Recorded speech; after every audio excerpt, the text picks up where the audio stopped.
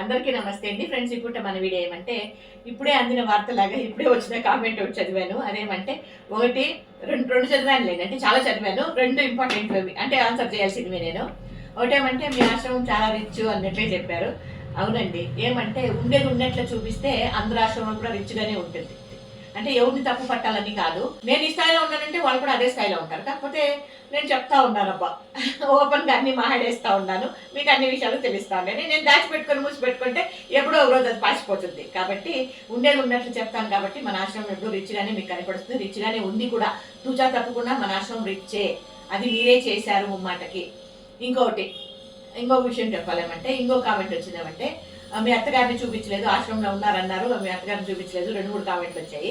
మా అత్తగారిని చూపించాలా ఏమంటే స్పెషల్గా ఒక వీడియో తీద్దాము అన్నట్లుగా. ఇన్ని రోజులు మా అత్తగారిని ఇన్ని సంవత్సరాలు మీరు చూస్తూనే ఉన్నారు, ఇప్పుడు కూడా చూస్తూనే ఉన్నారు. కాకపోతే ఏమంటే దాని గురించి ఒక స్పెషల్ వీడియో తీద్దాము అన్నట్లుగా. ఆ స్పెషల్ వీడియో తీయాలంటే నాకు కొంచెం టైం కావాలా, టైం కేటాయిస్తే ఆ వీడియో అనేది స్పెషల్గా మీ ముందుకు తీసుకొస్తే బాగుంటుంది అన్నట్లుగా దానికోసం వెయిట్ చేస్తున్నానండి. ఇంకేం కాదు, నాకు టైం లేదు కాబట్టి ఆ వీడియో మీకు తెలియజేయాలి. అంటే మా అత్తగారు ఎవరు అనే విషయం మీకు తెలియజేయకుండా ఇన్ని చెప్పిన దాన్ని చెప్పుకుంటూ ఉంటాను. తిరుగుబోతు రుచి ఎందుకండి, ఖచ్చితంగా మీకు తెలియజేస్తాను ఎవరు ఏమి అనేది.